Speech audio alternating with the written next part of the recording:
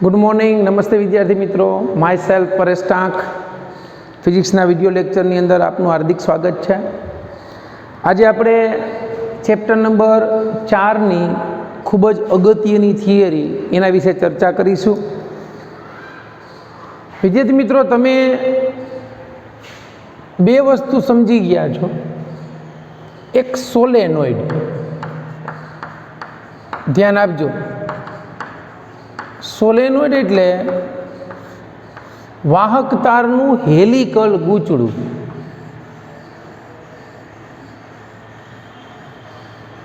आ सोलेनोइडना अंदरना विस्तारमां चुंबकीय क्षेत्र आमांथी पसार थतो प्रवाह धारो के आई छे, तो अंदरना विस्तारमां चुंबकीय क्षेत्र NI होय।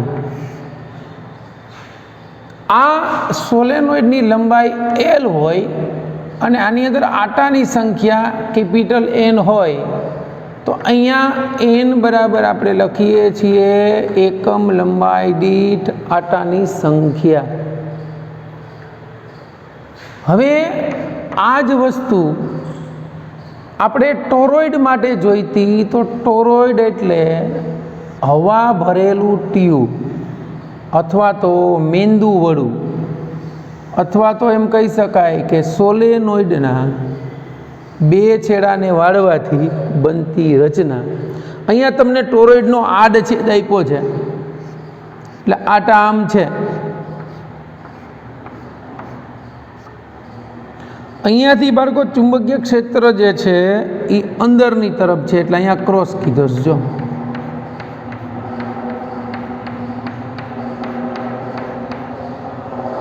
અહીંયા ચુંબકીય ક્ષેત્ર બહારની તરફ છે, એટલે અહીંયા ડોટ કર્યો છે। બરાબર સમજજો, કારણ કે આ જે છે એ પ્રવાહનો ગાળો દર્શાવે છે। માનો કે અહીંથી આ તાર આવ્યો છે, આમ દાખલ થયો અને આ તારમાંથી પ્રવાહ બહાર નીકળ્યો, તો આ ટોરોઇડ જે છે એમાં તમને પ્રવાહ દર્શાવે છે કે અહીંથી આમ દાખલ થયો આ તારમાં, ટોરોઇડ તાર વીંટાળેલો છે। એટલે અહીંયાથી આપણે વિચારીએ કે પ્રવાહ સમઘડી દિશામાં માનો કે દાખલ થયો, तो समघड़ी दिशा में दाखल करो तो आपणे प्रवाह अहींथी दाखल करीए। चालो, એટલે અહીંથી દાખલ થયો સમઘડી દિશામાં, સમઘડી દિશામાં આંગળીઓ વાળો એટલે ચુંબકીય ક્ષેત્ર જે છે એ અંગૂઠાની દિશા બતાવશે।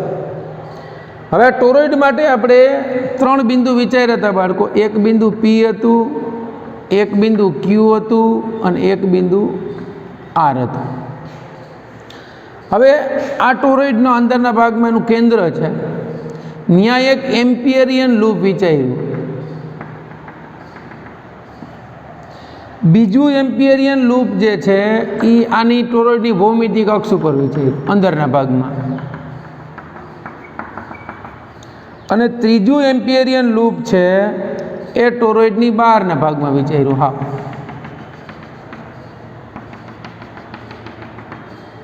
એટલે આમ જુઓ તો 3 એમ્પિયરિયન લૂપ થયા, એક આ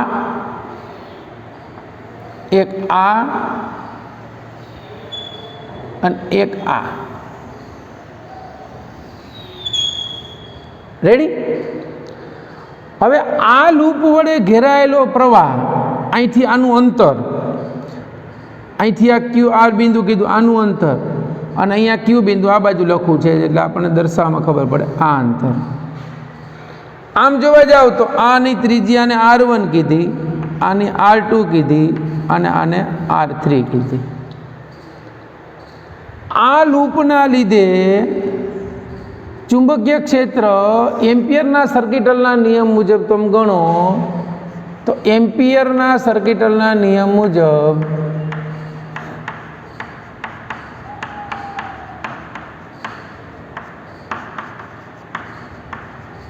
એના વડે ઉદ્ભવતું ચુંબકીય ક્ષેત્ર B.dl is equal to μ0 sigma I થાય।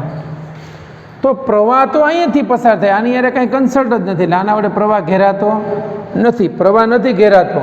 તો B અને dl ચુંબકીય ક્ષેત્ર અને એમ્પિયરિયન લૂપ, કારણ કે અહીંયા પ્રવાહ આમ પસાર થાય છે, એટલે એમ્પિયરિયન લૂપ તમે વિચારો તો એ B અને dl ની દિશા આ બધા ગાળા માટે એક જ થશે। તો એ તમે એમને વિચારો તો B dl ની દિશા એક થાય, એટલે B dl cos 0 is equal to પ્રવાહ પસાર નથી થતો B integration of DL is equal to 0. એટલે આ R1 ત્રિજ્યાનું લૂપ થયું એટલે બી 2πr1 થયું, પ્રવાહ 0 છે. એટલે ટોરોઇડના અંદરના ભાગમાં ચુંબકીય ક્ષેત્ર બાળકો આપણને શૂન્ય મળી ગયું. બરાબર, આના વડે ઘેરાયેલો પ્રવાહ નથી. હવે આપણે બીજું વિચારીએ કે આ લૂપ 1 માટે, હવે લૂપ 3 માટે વિચારી લઈએ. લૂપ 3 માટે તમે વિચારો, integration of B dot DL is equal to μ0 sigma I, ઘેરાયેલો પ્રવાહ. હવે ધ્યાન આપજો, અહીંયા આ લૂપ અહીંયા છે એટલે આ જ છેદ છે. તો આ લૂપમાં જોજો, અહીંથી પ્રવાહ દાખલ થયો આ લૂપની અંદરના ભાગમાં, આ લૂપની અંદર તો કંઈ હતું જ નહીં. આ લૂપના અંદરના ભાગમાં અહીંથી પ્રવાહ દાખલ થયો, મતલબ ચુંબકીય ક્ષેત્ર, અને અહીંથી ચુંબકીય ક્ષેત્ર બહાર આવ્યું. તો આ પ્રવાહનું લૂપ જે છે એ આને 2 વખત છેદે છે. 2 વખત છેદે એટલે આ લૂપના અંદરના ભાગમાં આ લૂપ છે, આમ વિચારો એટલું મોટું લૂપ છે. અહીંથી પ્રવાહ દાખલ થયો અને અહીંથી બહાર આવ્યો, એટલે દાખલ થતો પ્રવાહ અને બહાર નીકળતો પ્રવાહ પરિણામી કેટલો થઈ ગયો? 0. એટલે આ લૂપના બિંદુ Q પાસે ઉદ્ભવતું ચુંબકીય ક્ષેત્ર બી ઇન્ટિગ્રેશન ઓફ ડીએલ પ્રવાહ 0. એટલે બી ડીએલ માટે તમારે લખવું તો 2πr3 લખો, મતલબ ત્યાં પણ ચુંબકીય ક્ષેત્ર કેવું થશે? 0. આ થયું ટોરોઇડની બંને બહારની સાઈડ થઈ, આઈ બહારની સાઈડ થઈ ને આઈ બહારની સાઈડ થઈ. હવે ક્યાં વધ્યું? ટોરોઇડના અંદરના ભાગમાં. હવે ધ્યાન આપજો, ટોરોઇડનો અંદરના ભાગમાં બિંદુ આર વિચાર્યું તો એમ્પિયરિયન લૂપ આ થઈ ગયું. તો આ લૂપમાં અહીંથી પ્રવાહ દાખલ થાય છે, પછી તો લૂપની બહારથી બહાર આવે. એટલે આ જોઈ ધ્યાન આપજો, લૂપ 2 માં પ્રવાહનો ગાળો એક વખત જ છેદે. કેટલી વખત? જ્યારે લૂપ 3 માં 2 વખત છેદે. આ સમજો બરાબર. 2 વખત કેમ છેદે છે ફરીવાર સમજો, હજી ભૂલાઈ જાય નહીં. આ લૂપ તમે વિચાર્યું છે, આ લૂપ એટલો બોર્ડનો વિસ્તારમાં લૂપ વિચારો, આમ અહીંથી પ્રવાહ દાખલ થયો, અહીંથી પ્રવાહ બહાર આવ્યો, પૂરું. આપણે એમ્પિરિયન લૂપમાં વિચારતા હતા ને કે વિસ્તારની અંદર પ્રવાહ દાખલ થતા પ્રવાહ બહાર નીકળતા પ્રવાહ, પૂરું. તો આ લૂપ વિચાર્યો, એટલો દાખલ થયો એટલો બહાર નીકળી ગયો, પૂરું. જ્યારે આ લૂપ બીજું લૂપ છે, આપણે અહીં દોરવું તો આમ દોરી શકીએ, બીજું લૂપ છે, એમાં અહીંથી પ્રવાહ દાખલ થઈ ગયો, બહાર નથી આવતો, અહીં દાખલ થયો, અહીં દાખલ થયો, અહીં દાખલ થયો, એટલે બધા એક જ દિશાના પ્રવાહો મળ્યા. જો હવે બહાર અહીંથી નીકળે છે તો આપણે લૂપ તો અહીં વિચાર્યું. એટલે લૂપ વડે ઘેરાયેલો પ્રવાહ તમને કંઈક મળશે. તો લૂપ 2 માટે સૂત્ર લખવું હોય તો B dot DL is equal to μ0 sigma I. હવે અહીંયા ચુંબકીય ક્ષેત્ર દરેક જગ્યાએ સ્પર્શકની દિશામાં હશે, બરાબર. તો હવે ચુંબકીય ક્ષેત્ર અને એની વચ્ચેનો ખૂણો 1 છે, બી ડીએલ cos 0 થશે ઇઝ ઇક્વલ ટુ μ0 ઘેરાયેલો પ્રવાહ I integration B integration of 2πr2 લખો ઇઝ ઇક્વલ ટુ μ0 આઈ, જે r2 બરાબર આઈ લખી નાખો તો μ0 આઈ એના છેદમાં 2πr. અહીંયા જો આટાની સંખ્યા n હોય, આટાની સંખ્યા n હોય તો શું થશે? આટાની સંખ્યા n હોય તો કુલ પ્રવાહ ni થાય, અને કુલ પ્રવાહ ni થાય તો ચુંબકીય ક્ષેત્ર B બરાબર μ0 ni બાય 2πr, એના ઉપરથી μ0 ni. તો બાળકો ટોરોઇડના અંદરના ભાગમાં ચુંબકીય ક્ષેત્ર સોલેનોઇડ જેટલું જ હોય, જ્યાં n બરાબર એકમ પરિઘ દીઠ આટાની સંખ્યા, સોરી સ્મોલ n આવશે, સ્મોલ n બરાબર એકમ પરિઘ દીઠ આટાની સંખ્યા. તો બાળકો આ થયું ટોરોઇડ માટે અંદરના વિસ્તારમાં ચુંબકીય ક્ષેત્રનું સૂત્ર. અહીંયા શૂન્ય થાય. ક્લિયર બાળકો? ચાલો આ નોટ ડાઉન કરી લ્યો. પછી આપણે નિયમિત ચુંબકીય ક્ષેત્રની અંદર એક લૂપ મૂકવાનું છે અને એના ટોર્કનું સૂત્ર તારવવાનું છે.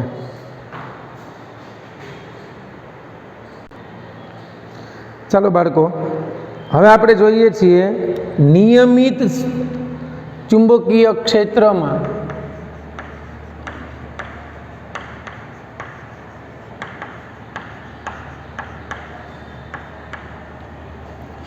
ગૂંચળા પર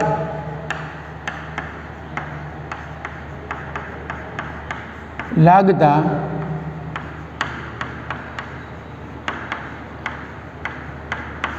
ટોર્કનું સૂત્ર આપણે તારવવાનું છે. આ ટોર્કનું સૂત્ર તમને મળશે કેવું ખબર છે? વિદ્યુત ક્ષેત્રની અંદર આપણે ટોર્ક બરાબર P ક્રોસ E લખતા હતા, યાદ કરો.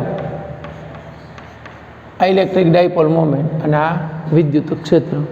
તો અહીંયા આપણને ખબર છે, આપણે ભણી ગયા છીએ કે અહીંયા ટોર્ક ટો બરાબર અહીંયા P ની જગ્યાએ એની ડાયપોલ મોમેન્ટ આવશે અને E ની જગ્યાએ ચુંબકીય ક્ષેત્ર આવશે. બસ પૂરું. આ સૂત્ર તારવવાનું છે. બરાબર, એકદમ ઇઝી છે, ધ્યાન અહીંયા રાખજો. પહેલાં તો સમાન ચુંબકીય ક્ષેત્ર આપણે ઉત્પન્ન કરીએ છીએ. આ સમાન ચુંબકીય ક્ષેત્ર માટે આપણે અહીંયા એક ચુંબક લીધો છે. આ ચુંબકનો N ધ્રુવ છે.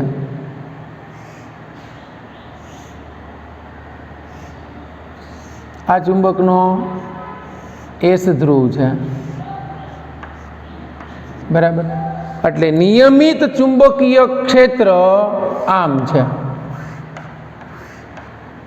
N થી S. આ ચુંબકીય ક્ષેત્રની અંદર એક લૂપ મૂકી છે. આ લૂપ મૂકું છું. લૂપ એટલે ગૂંચળું છે. આ ગૂંચળું મૂક્યું.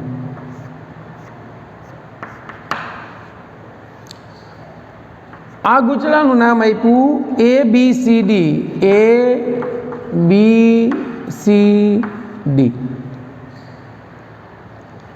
આ લૂપનું આ A જેટલી પહોળાઈ છે, આ એની B જેટલી લંબાઈ છે. આ ગૂંચળાની ભૂમિતિ, આ એનું સાપ્ટીન કહેવાય, એને આધારે ગૂંચળું ફરે છે.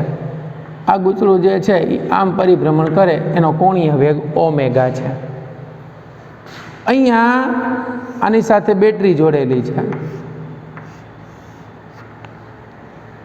એટલે આમાંથી પ્રવાહ પસાર થાય I જેટલો. એ પ્રવાહ આમાં દાખલ થાય, અહીંથી આમ થાય, અહીંથી આમ, અહીંથી પ્રવાહ બહાર આવે, I જેટલો પ્રવાહ. N અને S ચુંબકો છે, આના કારણે ચુંબકીય ક્ષેત્ર આમ જળવાઈ રહે છે. આ ચુંબકીય ક્ષેત્ર આ B ની દિશા છે. એ આમ જોઉં તો ચુંબકીય ક્ષેત્ર B ની દિશા X અક્ષની દિશામાં થઈ. હવે તમને એમ થાય સર લૂપ કઈ રીતે હશે, તો આમ વિચારી લ્યો કે હું જે લેક્ચર લઉં છું, આ દિવાલ છે N છે, આ દિવાલ S છે, એટલે ચુંબકીય ક્ષેત્ર N થી S છે. એમાં આ લૂપ મૂકું છું. લૂપ આમ છે, અત્યારે આમ રાખો. આ છેડો A છે, આ B છે, આ C છે અને આ D છે. આ લૂપનો ક્ષેત્રફળ સદિશ ઉધ્વ દિશામાં છે અને ચુંબકીય ક્ષેત્ર આમ છે. બરાબર, તો આ લૂપને આમ રાખ્યું છે. આ લૂપની ધરી છે, આને આધારે લૂપ આમાં પરિભ્રમણ કરે છે. આમ ધરી અથવા તેને સાપ્ટીન કહેવાય. એ આમ ફરે છે. લૂપ આમ ફરે અથવા તો આમ ફરે. અત્યારે આમ કોણીય વેગ છે, આમ ફરે છે. આમ ફરે એટલે આ છેડો આમ ગયો ને આ છેડો આમ ગયો. હમણાં જોઈએ હવે આપણે, રાઈટ. શું કામ ફરે? તો ચુંબકીય ક્ષેત્રની અંદર કોઈ વાહક વિદ્યુત ભાર હોય તો એ ગતિ કરે એવું આપણને ખબર છે, અથવા તો એ વિદ્યુત ભાર ઉપર બળ લાગે તો વિદ્યુત ભાર ઉપર લાગતા બળનું સૂત્ર આપણને ખબર છે. F બરાબર એક આવશે Q × V ક્રોસ B અને બીજું આવશે, જો લંબાઈ હોય આ એ પ્રવાહધારિત તાર, તો એનું ચુંબકીય ક્ષેત્ર આવશે IL ક્રોસ B. આપણે એ સૂત્રનો ઉપયોગ કરીશું. તો અહીં સમાન ચુંબકીય ક્ષેત્રમાં લૂપ ABCD ને ચુંબકીય ક્ષેત્રમાં મૂકેલ છે.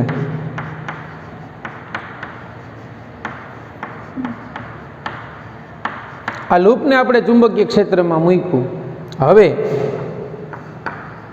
આમ વિચારો તો AB બરાબર CD બરાબર B, બરાબર, તથા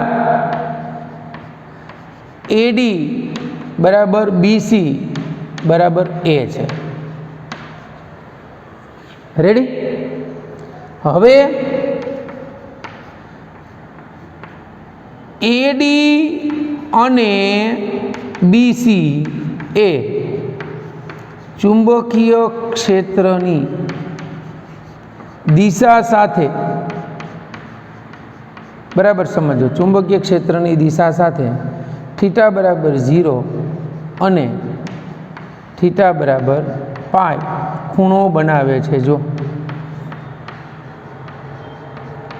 હવે આપણને ખબર છે કે ચુંબકીય ક્ષેત્રની દિશામાં ચુંબકીય ક્ષેત્ર શોધો તો એ દિશામાં, પ્રવાહની દિશામાં, સોરી, તો ચુંબકીય ક્ષેત્ર શૂન્ય હશે. બાયો સાવર્ટનો નિયમ ભણી ગયા.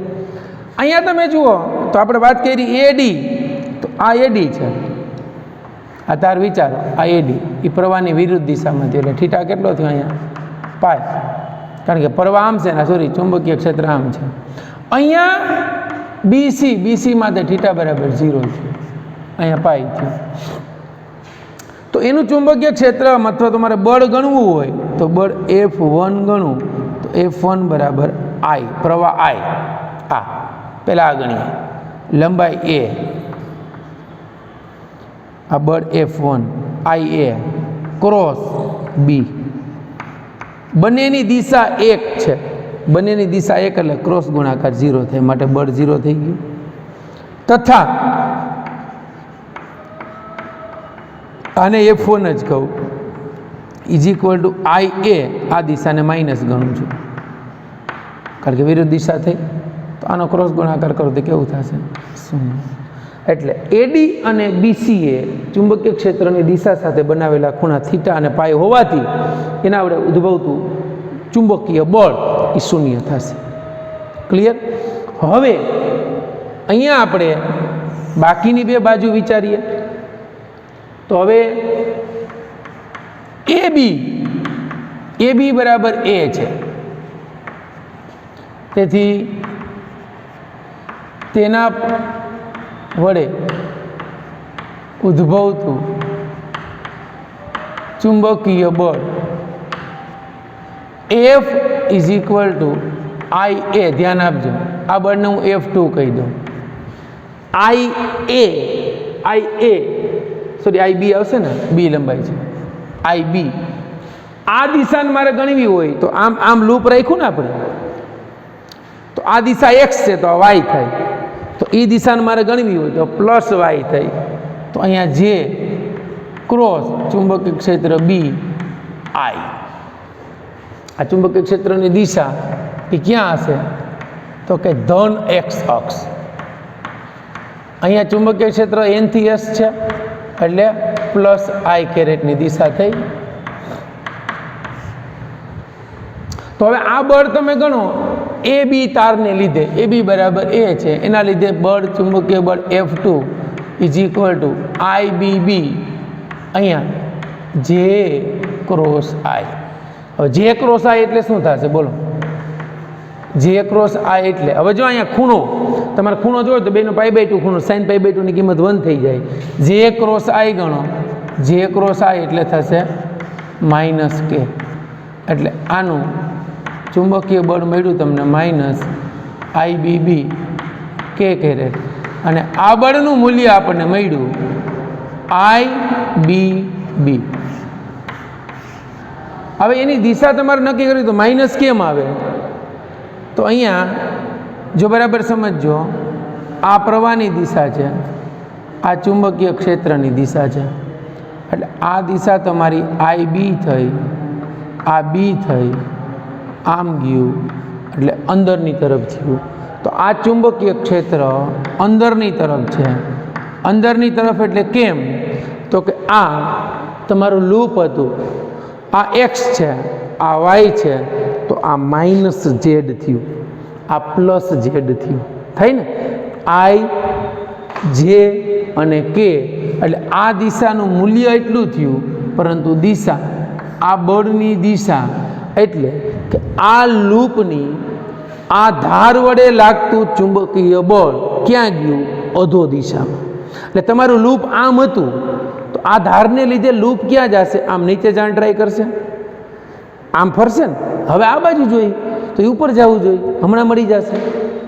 હવે તમને હવે આ એ બી જોયું એની જગ્યાએ સીડી બરાબર આ અંતર કેટલું છે, સોરી અહીંયા બી આવશે ને, હા સીડી બરાબર બી વડે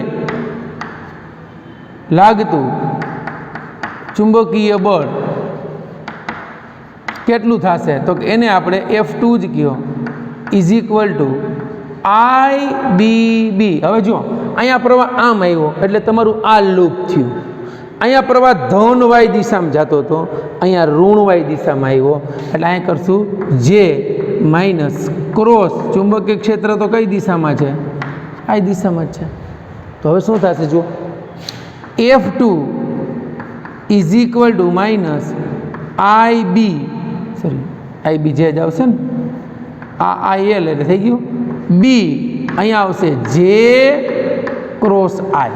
હવે જે ક્રોસ આઈ એટલે સિક્વન્સ તૂટ્યો, જે પછી ખરેખર ગુણાકાર કે હોવો જોઈએ, નહીતર માઇનસ થાય. F2 બરાબર IBB જે ક્રોસ આઈ એટલે માઇનસ કે, એટલે આ બળ મળ્યું તમને minus minus plus IBB into કે કેરેટ. અને આ બળનું મૂલ્ય તમે ગણો તો F2 is equal two IBB.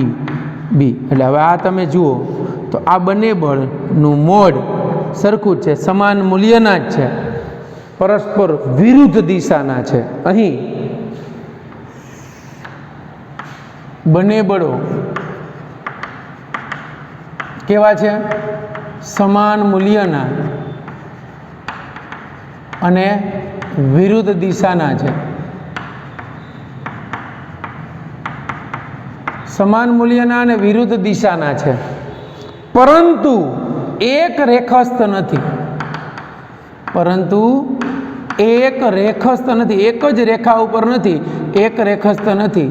માટે બળ યુગ્મ રચે. શું કરે, બળ યુગ્મ રચે. અને બળ યુગ્મ રચે તેથી ટોર્ક લાગે.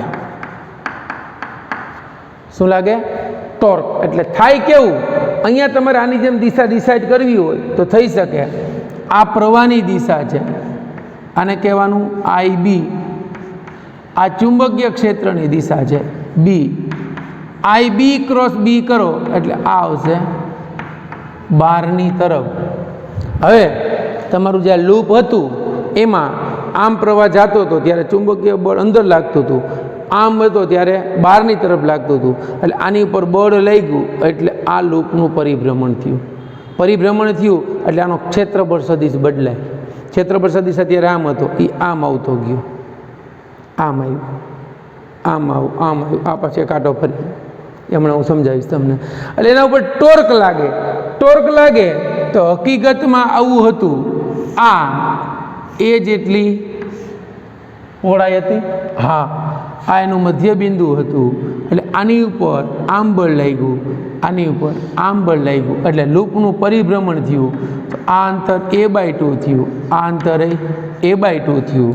તો અહીં પરિણામી ટોર્ક બંને બાજુની ભુજા વડે લાગશે તો પરિણામી ટોર્ક ટો બરાબર τ1 પ્લસ τ2. તો આ બળ F2 છે, આ બળ F2 છે, આપણે મૂલ્ય જ લીધું છે. તો ટોર્ક એટલે કોઈ એક બળનું મૂલ્ય એને ગુણ્યા લંબ અંતર એટલે A/2. અહીંયા બીજા માટે બળનું મૂલ્ય એને ગુણ્યા લંબ અંતર A/2.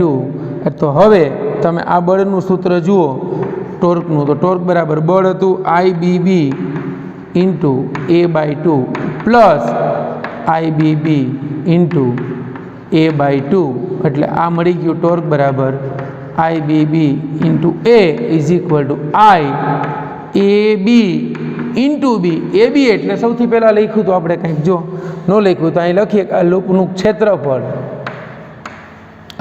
ક્ષેત્રફળ કેટલું થશે, તો લૂપનું ક્ષેત્રફળ એ બરાબર લંબાઈ ગુણ્યા પહોળાઈ. આ લૂપનું ક્ષેત્રફળ એ બરાબર A ઇન્ટુ B થયું. તો આપણો પરિણામી ટોર્ક તમને મળી ગયું IAB.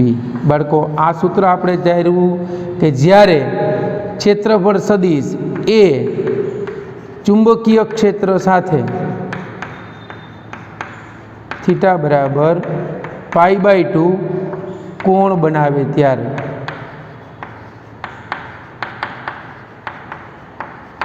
ઓકે બાળકો, તો આ તમને મળ્યું સમાન ચુંબકીય ક્ષેત્રની અંદર ગૂંચળા પર લાગતા ટોર્કનું સૂત્ર.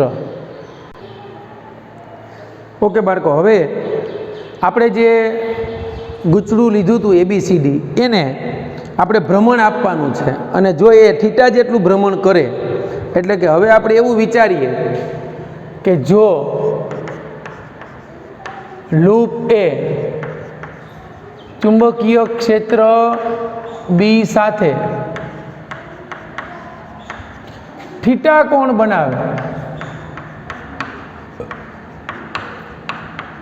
તો લાગતું ટોર્ક કેટલું થાય, લાગતું ટોર્ક T કેટલું મળે, કાંઈક ફેર ન પડે. બરાબર. હવે આપણે એના ઉપરથી ડાયપોલ મોમેન્ટનું સૂત્ર જે આપણે લખ્યું હતું ને પહેલાં એ તારવવાનું છે. તો હવે તમે વિચારો કે આપણી પાસે આ લૂપ હતું, એ લૂપ આમ હતું, એની જગ્યાએ ભ્રમણ કરાવવું છે. જો એને આમ કરાવવું છે એટલે એને આમ જવું છે ને વિરુદ્ધ દિશામાં ભ્રમણ કરાવવું છે. એટલે હવે ખરેખર તમે જુઓ તો આની પરિસ્થિતિ કેવી હશે ખબર? લૂપની આવી હશે. જો આ એનું ચુંબકીય ક્ષેત્ર છે N ધ્રુવ, આ S ધ્રુવ. તો આ લૂપ છે ને એ આમ ગણો તો આમ રાખ્યું હતું ને ત્યારે આખું હતું આ.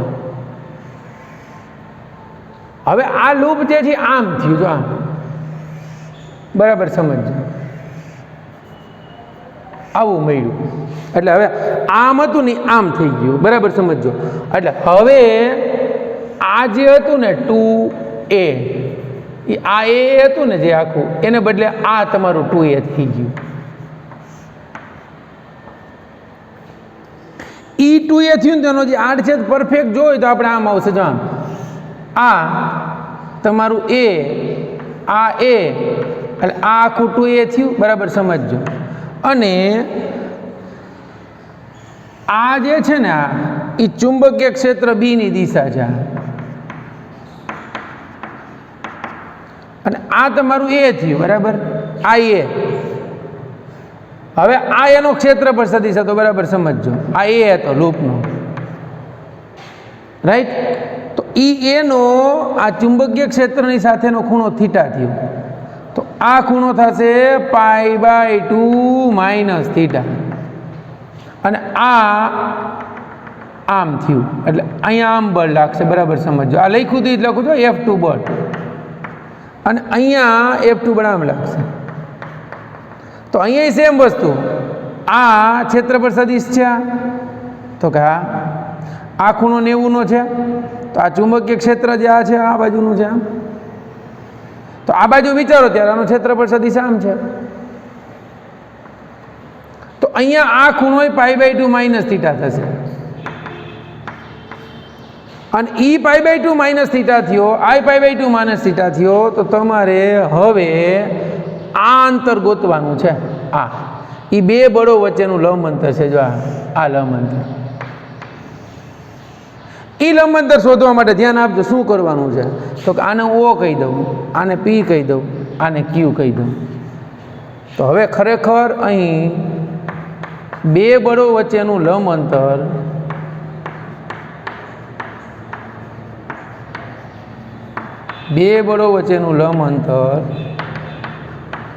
ઇઝ ઇક્વલ ટુ PQ થાય, અને PQ એટલે PO પ્લસ OQ. પછી ટોર્ક મેળવવાનું, બીજું કાંઈ છે નહીં. આની પર ટોર્ક લાગ્યું એટલે આ ક્ષેત્રફળ સદિશનો ચુંબકીય ક્ષેત્રની દિશા સાથે બનેલો ખૂણો થયો. બરાબર. હવે તો કે હવે લંબ અંતર મારે મેળવવું છે. તો હવે અહીંયા Q કીધું એટલે આ 90 નો થયો, આ 90 નું થાય. તો હવે આકૃતિ પરથી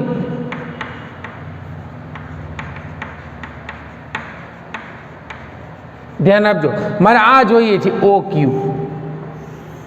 એટલે હું લાગુ પાડું ને આ cos થીટા, હો, cos π/2 minus theta, cos π/2 minus theta is equal to પાસેની બાજુ છેદમાં કર્ણ પાસેની બાજુ છેદમાં કર્ણ, એટલે કર્ણ તો એ છે, આ પાસેની બાજુ થઈ ગઈ, તો cos π/2 માઇનસ થીટા એટલે સાઇન થીટા થાય. સાઇન થીટા બરાબર પાસેની બાજુ એટલે ઓ ક્યુ થઈ, અને કર્ણ એટલે એ, એટલે બાળકો મને ઓ ક્યુ મળ્યું. આખી એ હતી ને, એટલે આ થશે a/2. સોરી, આ થશે a/2. આ 2 એ નથી, એ છે. ડાયપોલના સંદર્ભમાં લેવાઈ ગયું. ઓકે, ઓ ક્યુ ના છેદમાં a/2, એટલે ઓ ક્યુ બરાબર તમને મળ્યું a2 સાઇન થીટા. રેડી? તથા આ બાજુ જુઓ, cos π/2 માઇનસ થીટા બરાબર પાસેની બાજુ એટલે OP એના છેદમાં કર્ણ, એટલે a/2, એટલે I થઈ ગયું sine theta is equal two OP એના છેદમાં a/2, એટલે OP is equal two a/2 sine theta. એટલે ટૂંકમાં આનો આધાર એ ખૂણા ઉપર છે. ખૂણો 90 થઈ જાય તો આ આખી બાજુ a/2 થઈ જાય, એટલે આમ ઘટતો જાય ખૂણો 90 થઈ જાય, કારણ કે આમ પાછો ઘટે ચુંબકીય ક્ષેત્ર સાથે ખૂણાનું મૂલ્ય વધે એટલે કિંમત ઘટતી જાય. અહીંયા આવી જાય તો લૂપ છે ને તમારું જો આમ થઈ જાય ને, તો આનો ક્ષેત્રફળ સદિશ ચુંબકીય ક્ષેત્રને સમાંતર થઈ ગયો પાછો. ગૂંચળાનો લૂપનો ક્ષેત્રફળ સદિશ, આ લૂપનો ક્ષેત્રફળ સદિશ છે, આમ હતો પહેલાં, પછી આમ કર્યો, એટલે લૂપ ચુંબકીય ક્ષેત્ર સાથે થોડો ખૂણો બનાવ્યો, વૈધો ખૂણો, એટલે મૂલ્યમાં ફેરફાર થયો. તો હવે લંબ અંતર ગણો તો કેટલું થશે બોલો? તો હવે લંબ અંતર ઇઝ ઇક્વલ ટુ કેટલું? તો કે PQ is equal two PO plus OQ, એટલે PQ is equal two a/2 sine theta plus a/2 sine theta. એટલે ખરેખર બાળકો આ લંબ અંતર આપણને મળ્યું a સાઇન થીટા મળી ગયું. હવે લંબ અંતર મળ્યું તો હવે ટોર્ક જોઈએ. તો હવે ટોર્ક બરાબર બળનું મૂલ્ય એને ગુણ્યા બે બળો વચ્ચેનું લંબ અંતર. તો હવે ટોર્ક બરાબર બળનું મૂલ્ય તો આપણને ખબર છે IBB. આગળ જોઈ ગયા ને, એટલું જ બળ છે, F2 જ છે. એ તો આ F2 બળ જ છે, જો બરાબર. એને ગુણ્યા બે બળ વચ્ચેનું લંબ અંતર a સાઇન થીટા. તો ટોર્ક બરાબર IBAB સાઇન થીટા. હવે તો કે અહીંયા આપણે a બરાબર a × b મૂકો, એટલે ટોર્ક બરાબર IAB સાઇન થીટા.